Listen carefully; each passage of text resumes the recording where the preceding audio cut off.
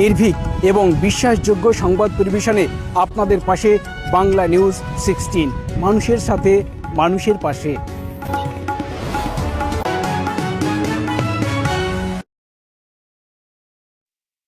নমস্কার, আমি দিনেশ আর আপনারা দেখছেন বাংলা নিউজ। এই মুহূর্তে আপনাদের যে খবর দেখাবো তা হলো দক্ষিণ চব্বিশ পরগনার ভাঙড়ের সাঁটরা গ্রামে একবারে বাছার পাড়াতে উদ্ধার হলো বিষধর কেউটে সাপ। তবে সেই কেউটে সাপটা একেবারে গৃহস্থের বাড়ির রান্নাঘরের কাছে একবারে ডিম পেড়ে বসেছিল। বুঝতে পারেনি বাড়ির লোক।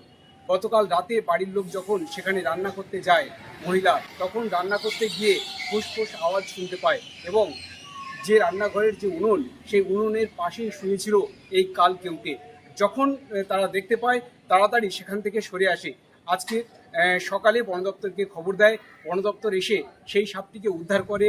একেবারে রান্নাঘরের উনুনের পাশে ছিল সেই কাল কেউটে। সেই কাল কেউটে যখন তাকে উদ্ধার করা হয়, সেখান থেকে উদ্ধার হয় 60টি একেবারে তাজা ডিম। আর কয়েকদিনের মধ্যে সেই ডিম থেকে বাচ্চা ফুটে বেরিয়ে যেত। তাহলে সেই খবর আমরা আপনাদের সরাসরি দেখাচ্ছি। গিয়ে দেখি দেয়ালের মধ্যে শুয়েছিল। আমি ঘাসে বস্তা টানতে গিয়ে দেখি ছোল দিয়ে ছুটে আসছিল, চিল্লে আওয়াজ করে। আমি সরে আসলাম, এসে পরে ফোন ডাকলাম সবাইকে, গিয়ে দেখি নেই। তারপরে কিছুক্ষণ পরে আবার ফোন করতে করতে দেখলে মাথা বার করলো। তারপরে বাড়ি এসে ঘোরাঘুরি করলো, দেখলো ওর মধ্যে আছে। আপনার রান্নাঘর থেকে সাপ উদ্ধার হয়েছে। আপনি রান্না করতে যান তো প্রতিনিয়ত? ওখানটাই রান্না করতাম, ওখানটাই রান্না করতাম। কিন্তু কালকে দেয়ালের মতো শুয়েছিল। আমি ঘাস দেখলে ওইদিকে শুয়েছিল, যখন আমার আওয়াজ পেয়ে ছুটে মারতে এসেছিল। এর আগে আপনার এখান থেকে সাপ উদ্ধার হয়েছে ওই একই জায়গা থেকে? হ্যাঁ হয়েছিল, ওই পাড়া হয়েছিল, 2-3টে হয়েছে। সাধারণত আপনি কতটা আতঙ্কে ছিলেন? আমি তো প্রচুর ভয়তে রাস্তায় ঘুমাইনি। আপনার কি নাম আছে? মিনতি বাচ্চা। মিনতি বাছার। কালকে রাত থেকে ফোন করছিল যে এরকম রান্নাঘরে রান্না করতে গিয়ে দেখতে পায় যে ওইখানে ডিম পেড়ে বসে আছে কেউটিটা। তো রাতে আমি আসতে পারিনি, কিন্তু ভাঁড়ে ছিলাম, কিন্তু কেচার আমার কাছে ছিল না বলে রিস্ক নিয়ে রাতে সকালে ফের ফোন করে আবার আমি এসেই সাপটাকে উদ্ধার করি দাদাদের বাড়িতে।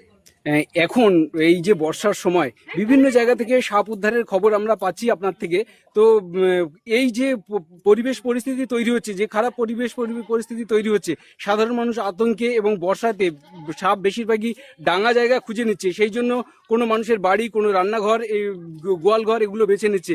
আপনি কি বলবেন, একটা অভিজ্ঞতা যদি বলেন?